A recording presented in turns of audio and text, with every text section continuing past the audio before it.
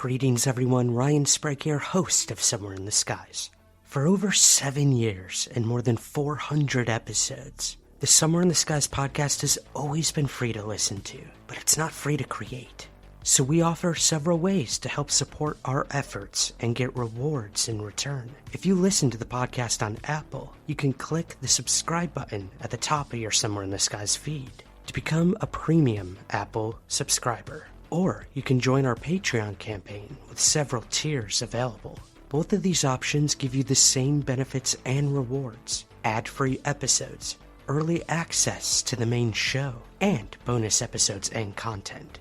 Help keep the lights on at the Somewhere in the Skies HQ, and help us continue to grow by becoming a Patreon subscriber at patreon.com/somewhereskies, or by clicking the subscribe button at the top of your Apple feed. Thank you for your continued support, and keep looking up.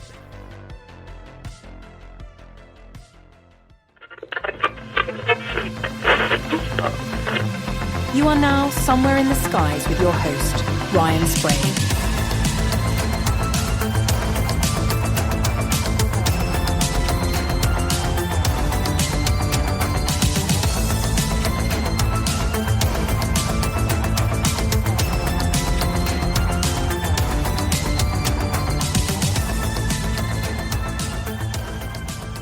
I saw your photo that you took with the UFO people sign out front, which was incredible. The Hynek photo? Yep. It was amazing. For anyone listening, they put on the sign to the venue we're speaking at. I'm with John Tenney, by the way. I should probably mention. The first time he's on Somewhere in the Skies. I've been waiting. How has that happened? I know. It should have happened a long time ago. It should have happened a long time ago, and I should have met you a long time ago. It's true. I have been a huge fan of your work for a really long time. And I'm sitting here nervous as shit to interview you because I have no idea what to ask you. So... Perfect. There we go. Yeah, that's where the conversation's going to start. Back to the UFO people. I saw your photo, and I was like, I gotta get out there. I've got my Hynek t-shirt on right now. I gotta get a good photo. So I'm out there, and I set my phone up on a guy's truck to try to get a timed photo. And of course, who comes out when I'm trying to take the photo? The guy who owns the truck. Right. He's like, can I help you? I was like, oh, dude, I'm so sorry. I'm just using your truck to try to prop my camera to get a picture. And he was so confused. He's like, what's going on? And then when I explained I'm here with a UFO conference, he was like, oh, what? He's like, what is going on? So I thought that was really interesting. Someone who wasn't here for the convention. Mm-hmm. And when I came out to, we did like a Skywatch earlier tonight. I went out there and I saw the dude, and he was out there with all of us doing the Skywatch. Of course. And I ran into him, and I'm like, what the hell are you doing here? He's like, oh, well, when you told me there was a UFO convention, I had to see what was going on. So I've talked to a number of people at this convention who came here to talk about UFOs. Yeah. And over the course of the past couple days, I've also talked to a dozen people who were just staying in this hotel about UFOs. Mm-hmm. So, like, even people who, like, realized this is my opportunity to tell my story. Right. And so I've been brought into corners by people who don't realize that they can just approach me and tell me their story. Right. And it's a very insightful moment when someone who has... This happened to me when I was 16. And the person I'm talking to is in their 50s or 60s. They've never told this story before. Mm-hmm. But for some reason, they were staying at this hotel. They saw there was a UFO convention. And now they can unload this information that they've had carried in their soul for 45 years. Or 50 years. Mm. And that's the amazing thing about this community. Like, because those people, I actually tend to believe more than the people who came to this convention. Mm-hmm. There's no baggage. There's no experience. There's no, like, preconceived notions. Right. Yeah. And you can hear the reality in their voice. They're not telling the story for the first time. They search for words. They're not on a script. Yeah. You mentioned earlier today we did a panel where you could have two people sitting right next to each other. One says, I saw a UFO. And you can immediately, and I've been in this situation, say, they're full of shit.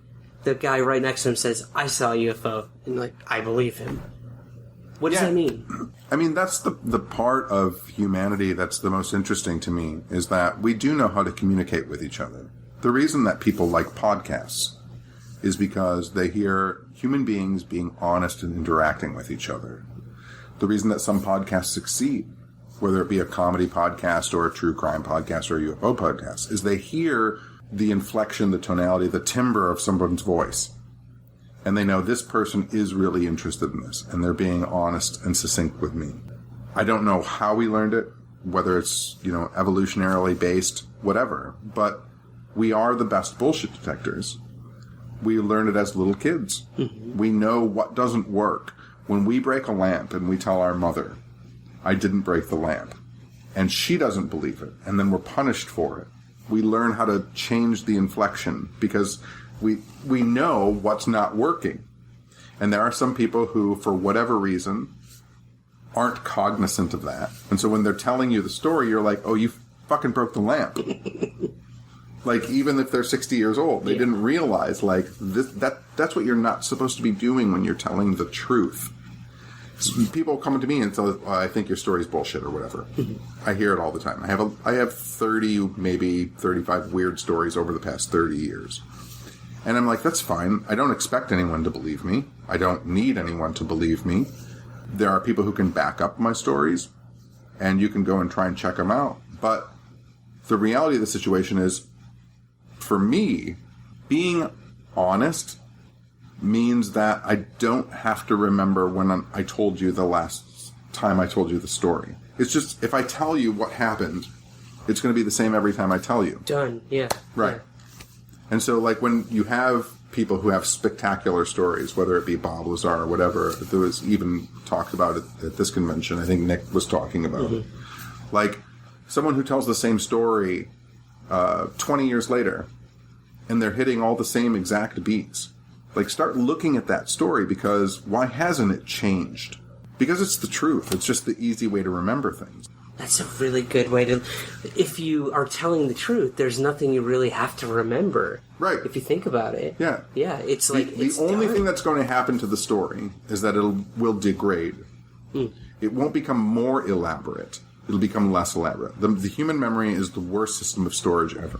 You're not going to remember better. I started off researching political assassinations of the 1960s and 70s, so the Kennedy assassination, RFK, MLK, Malcolm X, right?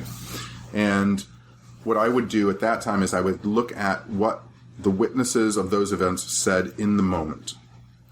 Because talking to them 30 years later, they haven't remembered more, they've forgotten more. And so if their story has more detail to it 30 years later, I know that they've watched documentaries and they've made stuff up, and their mind has filled in the gaps. Yeah. And so when you hear someone telling a story, and this is just the way I'm telling it because this is just the way it happened, their story is actually going to get worse over time. Not better. And so when you, like I was saying, when you come up with like kind of grandiose, crazy stories about the UFO phenomena or ghost phenomena or Bigfoot, whatever, any kind of strange phenomena, what you're looking for, and you will pick up readily, is it becoming more complex? Did they remember something this year that they didn't know 15 years ago? And then they're just making it up. I mean, is that the case, or is it them learning new stuff when it comes to like their own experiences? But their experience shouldn't change. When I tell something that's happened to me, and I mean, maybe this is just individualistic to each person, but I've had a lot of experiences and learned stuff that might compromise my memory of the original experience. Yeah. But I have the knowledge of saying, like, okay, so maybe this happened. Like, even while I'm telling the story, it'll just be a quick aside of me saying, now maybe. And you haven't heard that now maybe before. That's me with my new learning talking about the old story. And that actually makes it more genuine, because you're like, oh, the person learned something. But when they don't call it out, when the story is the same for a while and then changes, and they haven't mentioned that, oh, but I also read this book, but maybe, these quantifiers... Okay, let's get into a deeper discussion. Let's do it. So definitive conversations in UFO phenomena, in supernatural phenomena, paranormal phenomena, when people make definitive statements, they're on the very wrong track in my mind. When someone tells you, I know I saw something. Yeah. When someone knows, I know for sure that this happened. Those people, immediately your brain knows that something is wrong. Because you know instinctively, and all your listeners and people who listen to this know instinctively, that they don't know anything. People don't know shit. Right. No one knows anything. Right? So when someone is declaring the fucking reptiles are fighting people under the ground at Area 51, you're like, well, you know that for sure? And they're like, yes, I fought them in the underground tunnels. Right? And you're like, well, that's a bunch of bullshit. It's a good story, and I like listening to it, but it's probably bullshit, because you're saying, not that it didn't happen, but this person is saying they know it for sure. There's no real good evidence, and we all know this kind of subconsciously. There's no real good evidence that I'm sitting on a couch in a hotel talking to you. Like, this may just be a fucking weird old piece of ham dream, right? A Christmas Carol. I'm not a ghost. I'm just a piece of pork. Yeah. Like, so when someone gives you a definitive statement in something, that's when you start doubting them. And with the UFO community, we are in a situation right now where we have a group of people who are making definitive statements. And that's why people are lashing out. Okay, let's dive into that a little bit then. Okay. So, I remember early on in the inception of To the Stars Academy and all of this ATIP stuff, everything going on, a lot of the younger people in the UFO field got really excited. You know, this is the first time a lot of us, myself included, had heard anything like this. A secret Pentagon program, all these intelligence officers getting together and, like, creating their own UFO research organization. This is so cool. And I remember hearing from a lot of the people who, you know, were my mentors or people I learned from, saying, put the brakes on. We've seen this before.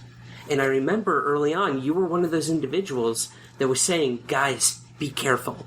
Yeah. We have been through this before. And, you know, us younger, stubborn people are like, oh, no, like, whatever. That was then. This is now. Right. So let's get into that a little bit. I remember you talking a little about some of the members of this To the Stars Academy have been caught up in this kind of shit before. Yeah, for sure. And I completely understand. I mean, I remember when I was a young researcher and there was information breaking. I mean, when I was 16 or 17, like, the MJ-12 papers were dropping, right? And then, like, all of a sudden we had, like, alien autopsy video and, like, so, I mean, there was a time to be really excited. But even then, like, my mentors were like, calm down. We've seen this stuff before. A lot of it's going to turn out to be fake. So just relax and try and qualify the data. Look at the people who are involved. Look at their histories. And wait for it to play out. Because if what they're saying proves to be true, everyone in the world benefits. No one will care who was right and who was wrong. Because it changes the world. And so when I see it start to happen now, almost in my 50s, and I see it kind of happening again, and I tell people, like, calm down, look at the players, look at what's going on, because if it proves to be real, that's great, but we're all going to benefit from it, and no one is going to care who was right and who was wrong. We're all going to be elevated. Our thoughts, our processes, our living, the reality of humankind changes to a point where no one's going to say, like stick their fingers in their ears and say, like, ha ha ha ha ha, I was on the right side. We're going to be at a point of elevation and illumination beyond that, saying, like, holy shit, we can explore the universe together forever now.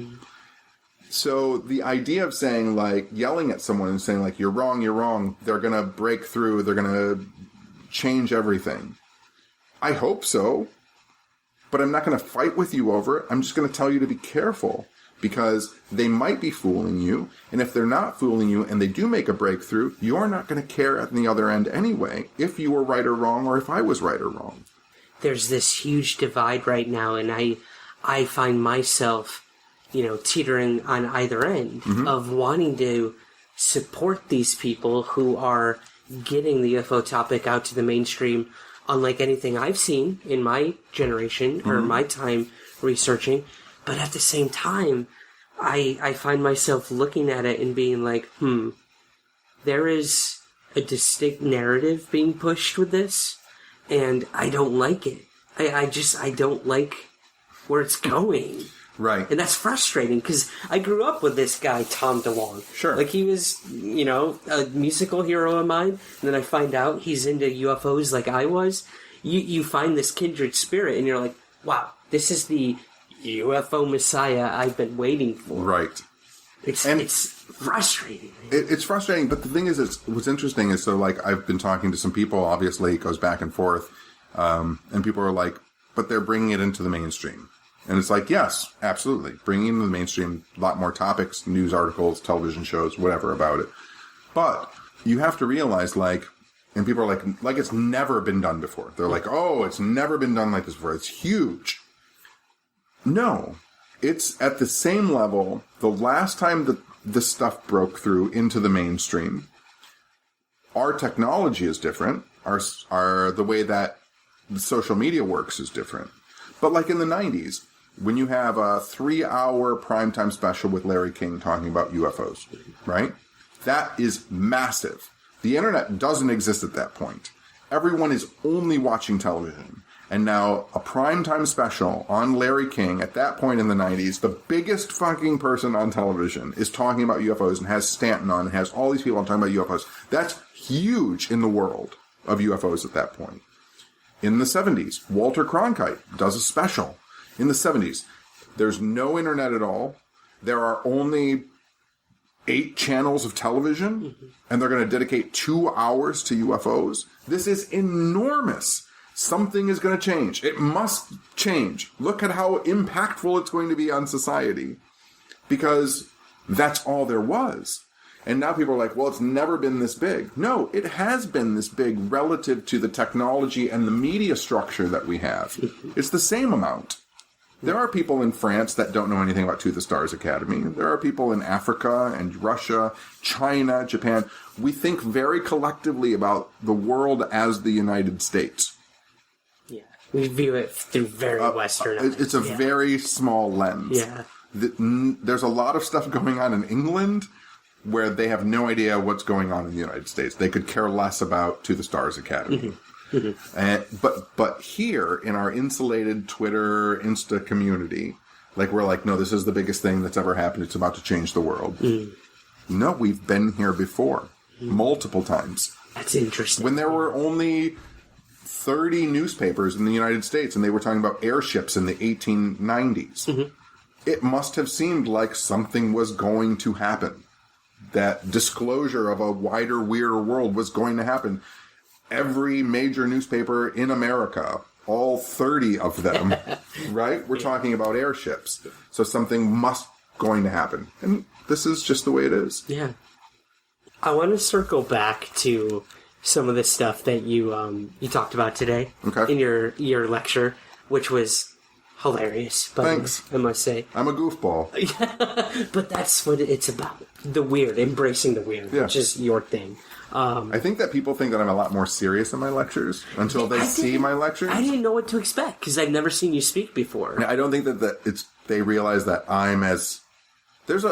because of social media, right? Yeah. There's a curated aspect to our personality. And so I have this personality where people think I'm this very uptight, kind of deep thinking, old man character. And the reality is, I'm a stand-up comic talking about weird shit. That is the perfect definition. Right? Yeah. Yeah. I watch all the other lecturers and I'm like, wow, there's a lot of factual information being parsed. And then I get up and I look at myself outside of myself. I use my imagination to see what I must look like. And I'm like, I am a fucking goofball. And I'm hitting myself in the head with the microphone. And right. Screaming and calling out my own errors. And I'm like, why is anyone listening to this stuff? It's so true, though, man, because there's times where I'm up there and I'm trying to be super serious. and I'm like looking down at myself being like, loosen the fuck up, man. Like, this is some weird shit. Yeah. And we're all in this together. Like, we're not here to, like, be serious, like, we need answers now. We're here to, like, hash things out. Yeah. You And know? it cracks down, at least for me, when I think about it in the way that I communicate with people. It's important for me to stand in front of people as a very weird person. I think about myself as a weird person. And call everyone a weirdo. To their face. The entire crowd. You're all fucking weirdos. And the response isn't what they would normally have throughout their life, which is to be offended. They cheer it. They're like, I am. Yeah. Like, this person is calling me a weirdo. He knows he's a weirdo. And there's some self-realization and actuality in that, where they're like, well, we are talking about weird fucking shit. We're talking about magic crystals, fucking people from outer space, and monsters. And I feel a lot of the time in UFO lectures or paranormal lectures, people get so caught up in wanting to be taken seriously, they forget how fucking crazy this is we're talking about. Right. There's two things that really resonated with me today that you mentioned, and that one was being the definition of weird. Mm-hmm. Yeah, could you give that to us? Yeah, so weird is a 14th, 15th century word. It's W-Y-R-D. It was actually one of the first recorded writings of it we have is in Shakespeare, the Weird Sisters, right? So the witches is how it gets translated. But the actual usage of the word was for people who didn't respond accurately to the taxation from kings and queens and land barons and baronesses at the time. The etymological meaning of weird is literally people who manifest their own destiny. So if you are a weirdo, you're a person who doesn't do what the controlling classes tell you what to do. You are a person who thinks for yourself. You are a person who does what you want to do, regardless of how you're going to be treated. And so when you call someone a weirdo, you're not insulting them. You're complimenting them on being a free thinker. I love that. I mean, again, we have so many bad connotations when it comes to that. But then you can sit in a room of all weirdos and not, A, be uncomfortable calling them that, or B, being called that. Right, yeah. You know? Yeah. We're all in it together. And we are all part of these subcultures or these communities that go against every normal thing you can think of. Mm-hmm. You know? But at the same time, like, we all go to our jobs, we all have families, we all have to do the day-to-day things and pay our bills, but then we go to these conferences with people and talk about flying saucers, and little green men, and the paranormal, and ghosts, and Bigfoot, and it's amazing to me. I still find myself, no matter how many times I go to these things, or talk to people, being like, wow, there really are two different worlds going on here. There's this day-to-day routine that we all live as human beings, and there's this other crazy world out there that all of us have been given a tiny, tiny glimpse of, and we're just trying to piece it together. I remember you saying today, we all hold different pieces of a puzzle, and that really resonated with me. And I had a woman come up to me and say the same exact thing, yet she hadn't been to your lecture or anything. And she said, I feel like everyone that looks into this stuff, they all have like a small piece of a puzzle that we're all trying to put together. I'm like, were you at Tenney's talk? And she's like, no, I wasn't. And I was like, oh my God. It's there, man. So when people start to be discounted for their stories or their experiences, that's losing pieces of the puzzle. When a scientist or a religious scholar, whoever, tells us you're wrong, that's not the experience you had, like, you're subtracting a piece from the puzzle of reality. I've always thought of reality as a game, and not a game in where there's a winner or a loser, but we're players in this game. Everyone's important in the game. Everyone is playing the game. But when I say game, there's this instinctual, learned behavior of adults that there's a winner and a loser in a game. When you're a child and someone tells you to go play, you will go outside by yourself. You'll spin around in a circle for a while. You'll climb a tree, you'll fall down, you'll laugh, whatever, and then you came in. Now, you just played a game. No one won. No one lost. You had a great time playing it. Other kids will come and do the same thing with you. They'll climb trees and they'll spin around. No one's trying to win. No one's trying to lose. You're just playing. And you have more fun when there's other kids out there doing that with you. And I feel like the phenomena, whether it be ghosts, UFOs, or Bigfoot, searching for consciousness, like any of it, just reality of itself, is playing a game. It doesn't want to win. It doesn't want to lose. It wants you to engage with it. It wants you to just go outside and climb a tree and spin around in a circle and see an alien, see a Bigfoot, try and talk to a ghost. It just wants you to do something. It doesn't want to win or lose. Like, that's the human adult learned part of you. But what does it mean? That's the winning and losing. What does it mean? It doesn't mean anything. It means we're in a very fucking weird world that no one understands. Everyone has a little piece of the game. They each play the game in their own way. That adds to your game. None of us win or lose. But when you subtract pieces from it, your game becomes less. When you start to tell people that's not how the game is played, now you've created rules. And the game lessens itself. Does that make any sense? Absolutely. Well, in my talk today, I brought up the Rua Zimbabwe case with 64 kids. Right. Witness this craft land, creatures come out, whatever. No adults involved.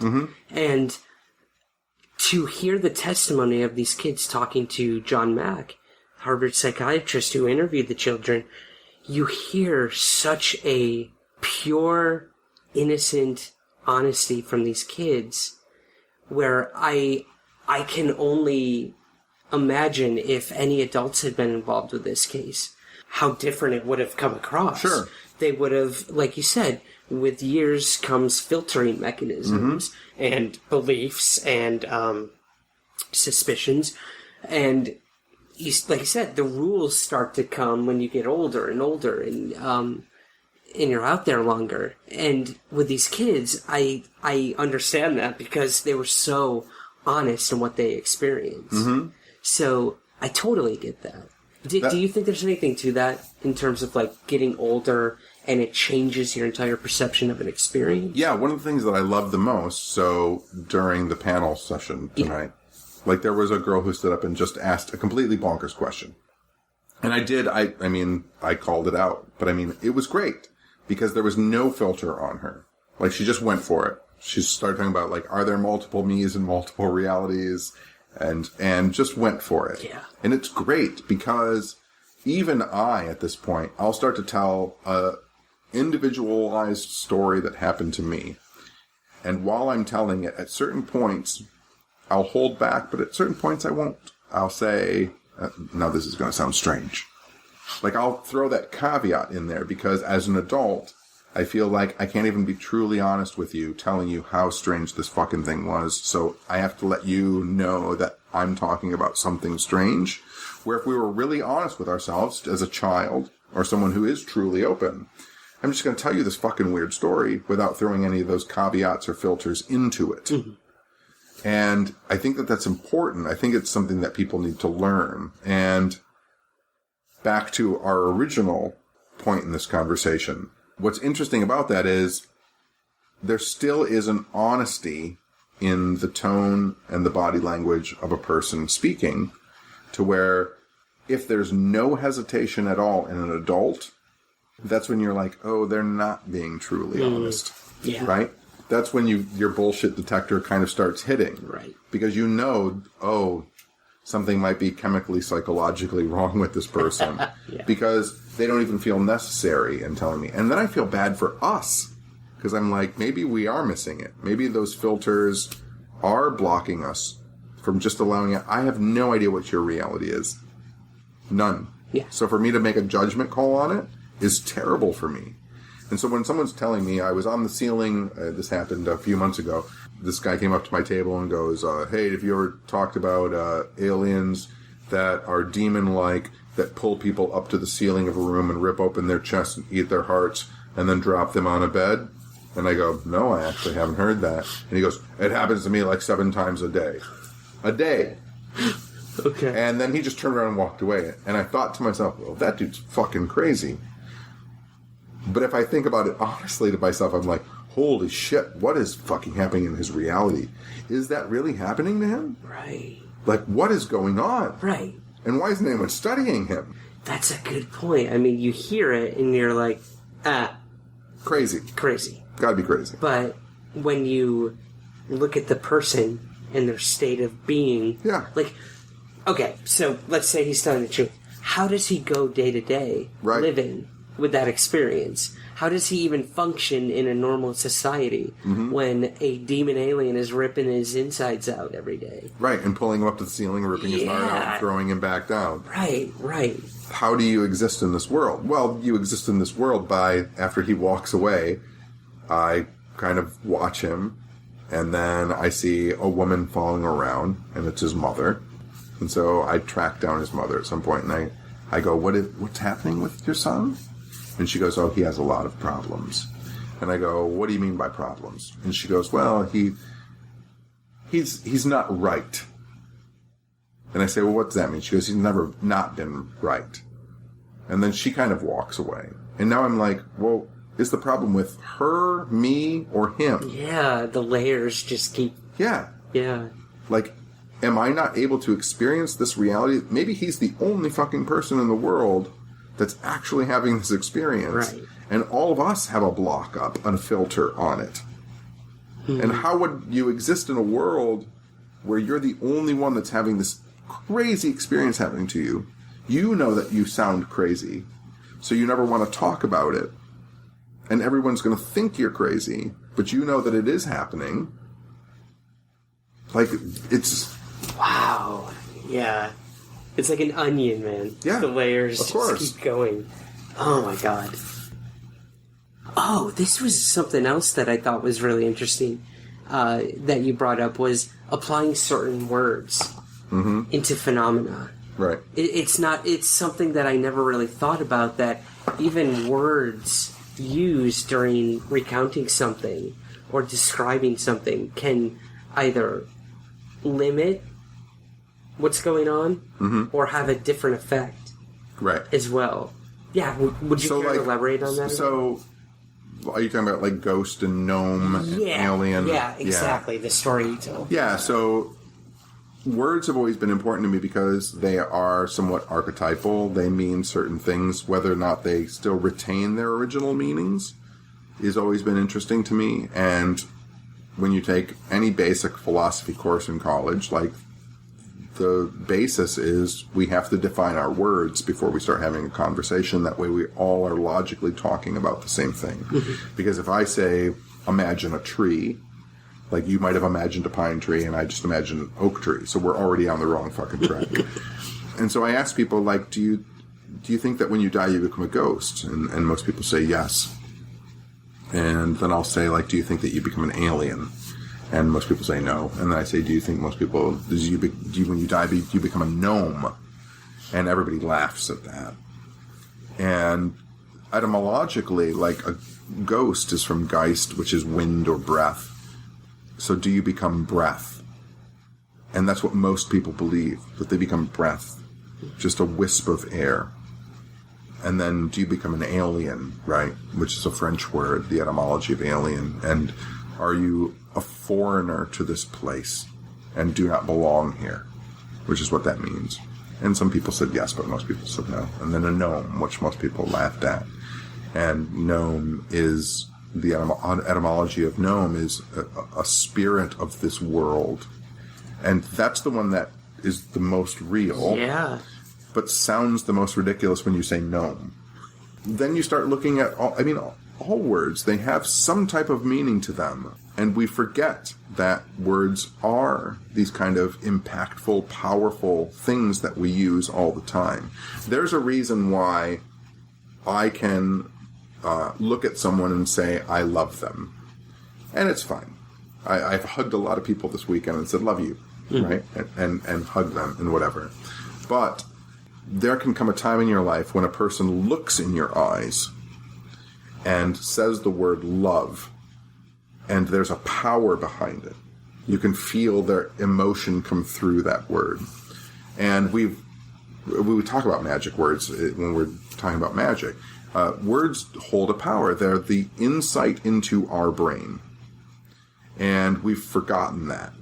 So when I was talking about even like people named George in the UFO phenomenon, George Hunt Williamson or George Adamski, George Van Tassel, like there's names that come up over and over again. Keel talks about this a lot. He was talking about the Reeves phenomenon. There's a lot of Reeves that happen in the UFO phenomenon. Like, does that play a part too? Like, is the universe playing with us through language as well?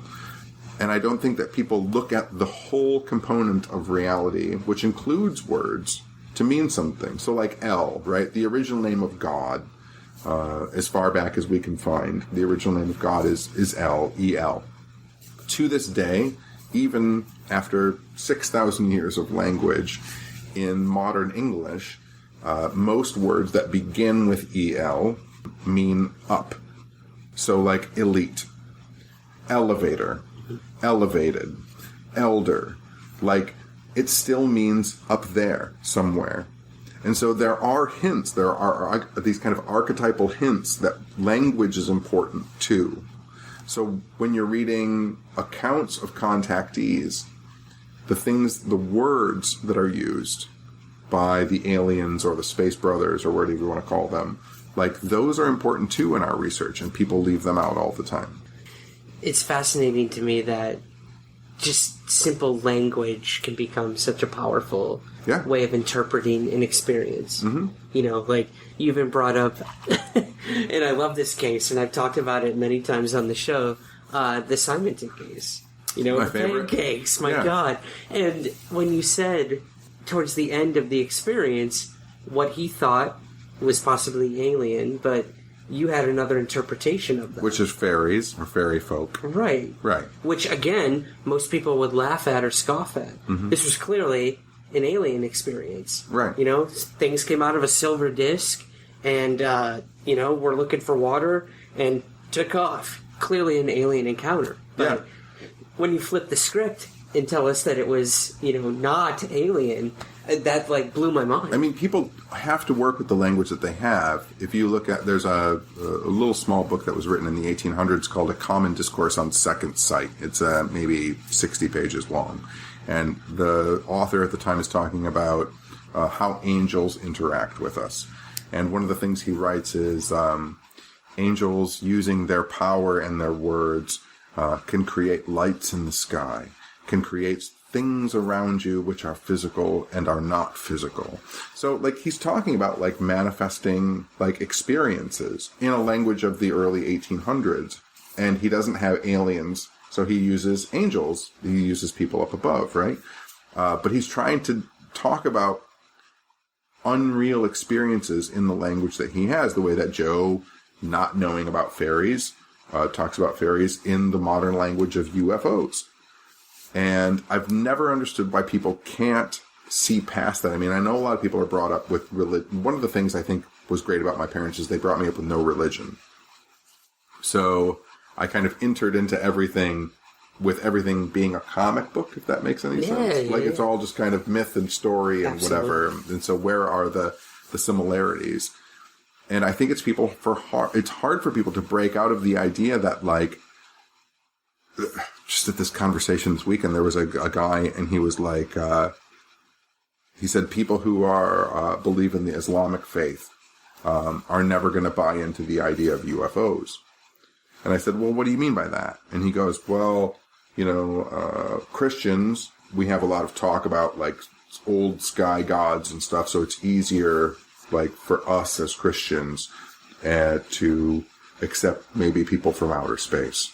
And I said, so you think that people who believe in a talking snake find it easier to believe in UFOs than people who believe in a man who jumped on a horse and flew into space, which is the Quran, right? Yeah. And he was like, what do you mean by that? And I'm like, they've already got people traveling into space in the Quran. It should be much easier to them. This enters into a whole other aspect of language, religion, and the racism of UFOs.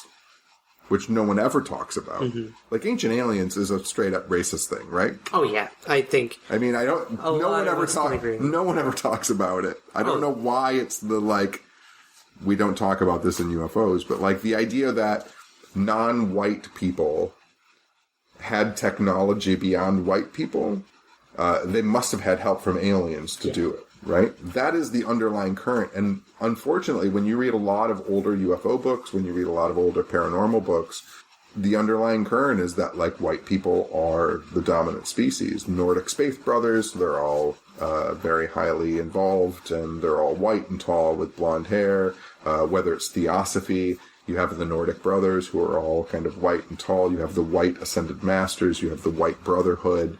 It's black magic, which is bad. You have white magic, which is good. There is a very weird European underlying, like, racist content to it. And the language is important because you see the words and how they evolve with, and I know we're jumping all over the place, but that's just kind of how my brain works. That's how we do this, man. But I mean, you see how language evolves into breaking us and keeping us in component parts.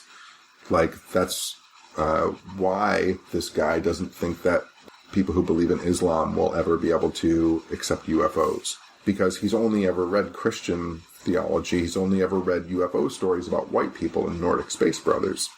He doesn't know that the men in black, like, as described by Albert Bender, were black. Like, they are black-skinned, dark-skinned people. Joe Simonton's aliens are dark-skinned Europeans, olive-skinned Europeans, Italians, as Joe called them. UFO researchers don't like that for some reason, because there is this underlying weird racist quality to it. How many black UFO researchers do you know right now? Just going to say that. Maybe one. I know, like, 3. That I can think of. In 30 years, I know, like, 3. Yeah. Yeah. And I've had a lot of non-white friends ask me, how come there's no black people at these UFO conferences? How come there's no people of color in general at any of these things? And I'm like, I don't have an answer for you. I wish it was different. What do you think that is? Let's go beyond the idea that a lot of the old literature and everything is, I agree, definitely racist. Sure. Why is it when you go to these conferences or talk to most people who've had experiences, they're predominantly white? Because, I mean, it has to do with systemic racism. Okay. I mean, you have white Europeans having a certain amount of white privilege. Like, we have extra time. Yeah. Like, we have the ability to go to school, and we don't have to worry about the system holding us down or holding our ancestors down. We haven't had to worry about it. And so we have extra time to think about shit like UFOs. That's a good point. I mean, our focus and our energy isn't going day to day dealing with the struggles that, racism brings along with cause. Yeah. So we have the luxury of being able to think about people in other planets and what could be out there. It's sad in a way, but as long as I think people like us, 2 white men talking about this, can acknowledge it, that's a step. And it's a step. It's a step. I don't know how much the 2 of us can really do to change that, except pointing it out when it happens. Like you said, this guy who said, oh yeah, Islam, like, they'll never get it. They'll never understand it. That's a problem. Yeah. That right there, that is Islamophobia at its It was core. Very troubling. That's hard, man. And I've heard things like that before, where people have said, oh yeah, like, the Christians get it. Like, they're fine with it. Right. But all these other religions, they're weird. They're this, they're that. Or, these tribes in Africa, they do their weird voodoo stuff while we're over here doing this. Right, which is sickening. Right, and sickening, but it's funny because, again, it's like the appropriation, right? So, like, some of the greatest, like, magic, paranormal, supernatural phenomena, like, let's say Senegal, okay? Senegal has a very rich history with witchcraft and magic and spirit beings and stuff like that. But it's Senegal, right? And it's all black people. It's all Africans. So you have European ritual magicians who are doing rituals that they've learned from watching the Senegalese people and saying, this is how you do magic now, right? And so then you have generations of white and European magicians saying, this is how you do magic, not even realizing that it's been drawn from Senegalese, voodoo practitioners in the Pacific Islands. Like it all gets it's very troublesome. And I just wish that people would talk about it more. How many episodes have you talked about racism on your podcast? A lot? Oh my God. It's maybe come up once. Yeah? And it was with Rob Christofferson talking about ancient alien theory. Yeah, it's troublesome. Yeah. Because you have a vast swath of culture, whether it be Black, Asian, Hispanic, that have rich cultures and histories where we talk about South American UFO encounters all the time. How many people at this convention did you see that were from South America or Central America? Again, it's all white because it's all white people. Because there is a struggle going on that's systemic throughout the world where people are actually more concerned with living tomorrow than if the human race is going to get spaceships 10 years from now. So what do we do as presenters or people who have been given this platform to talk at these events about the research we've done? What do we do to change that? Is there anything? I mean, there's small conversations like this. This makes a difference. Yeah. Very small difference. Yeah. But it makes a difference because someone's talking about it. It's always interesting to me. So, the majority of psychics that I know, that I think are actually really psychic and have some psychic power to them, are not white. But those communities keep it to themselves because they don't want white European men appropriating it. I did a convention at Michigan Paracon, which is in Sault Ste. Marie, and it's on an Indian reservation. And this woman came up to me and she said, you should talk more about the Algonquins. And I looked at her and I said, well, I wrote a book about sky people and the stories of Native Americans and original North American inhabitants. I said, but when I go to tribal people and try and get them to tell stories, I'm a white guy. I'm like, you're a Native American. You need to write this book. That's your journey because I'm not going to be led into the club. Yeah. For all of my good intentions, it's just not going to happen. Yeah.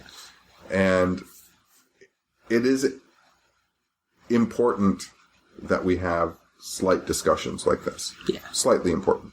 I think you're right, and I think that speaks to the greater mystery that we're all trying to figure out, is if we have these small discussions and we normalize the topics, that we can then move forward. Yeah. Instead of just ignoring the problem, ignoring the issue, and moving on. I mean, I'm sure you and I have both spoken at conferences that we knew some of the speakers were complete frauds. Yeah. Or charlatans. Sure.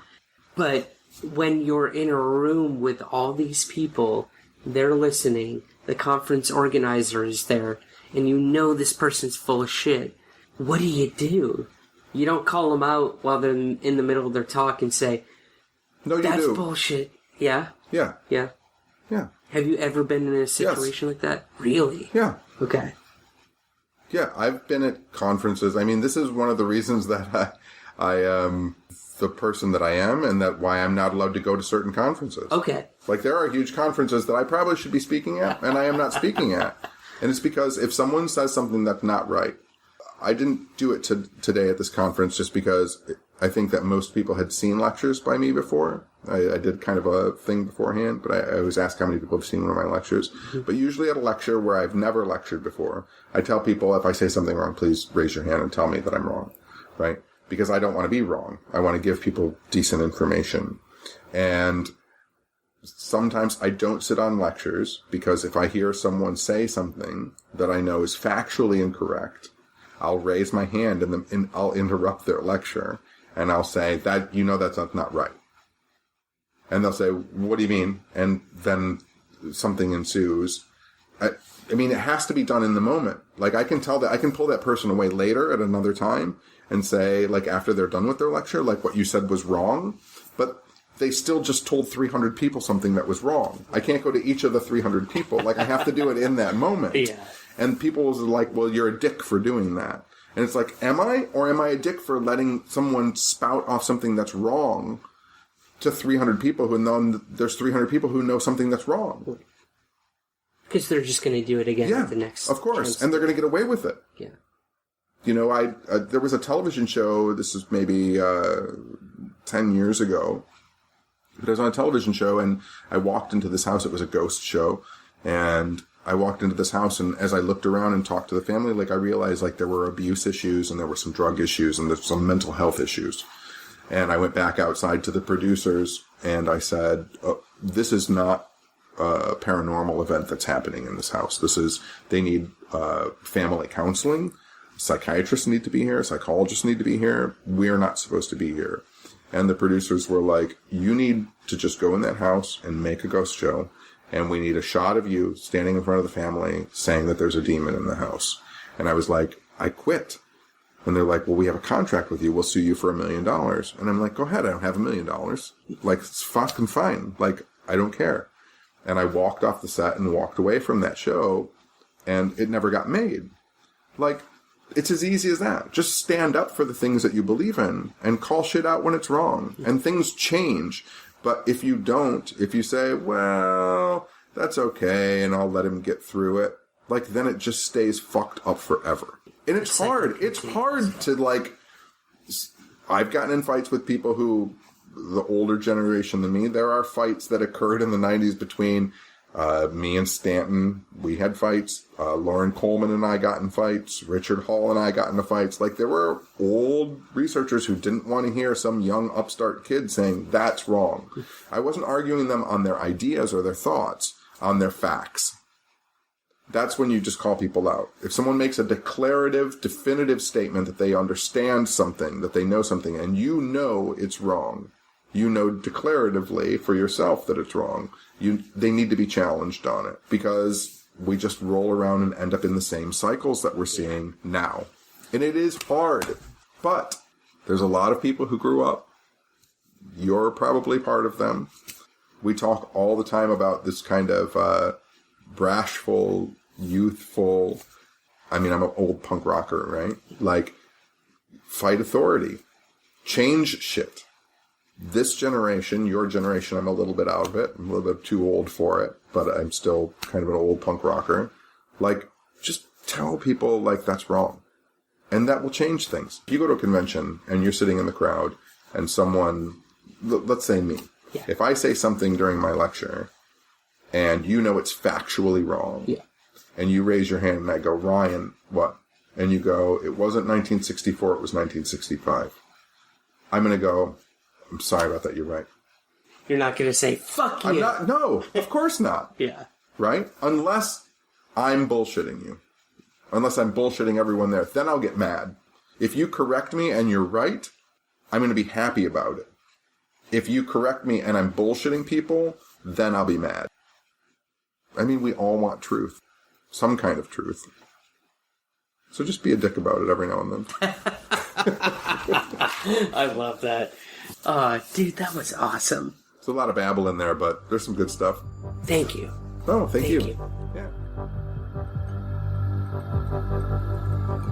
That's it for this week's episode. Again, check out all of Tenney's work at weirdlectures.com or on Twitter at John E.L. Tenney. If you haven't already, please subscribe, rate, and review Somewhere in the Skies on Apple Podcasts, your Android apps, or wherever you get the show. We're on Twitter at Somewhere Skies and Instagram at Somewhere Skies Pod. I'm still taking submissions for our next Witness Accounts episode. If you'd like to tell your UFO story in your own words on the show, this is where you get to do it. These are some of the most powerful and popular episodes of the show, where you, the listeners and experiencers, take the mic back to show the world that these phenomena are real. To discuss further, reach out to me on Facebook, Twitter, Instagram, or use the contact tab on the website, somewhereintheskies.com. And my special thanks, as always, to you, for listening. I'll see you here next week. And remember, keep your feet on the ground, but never stop searching somewhere in the skies.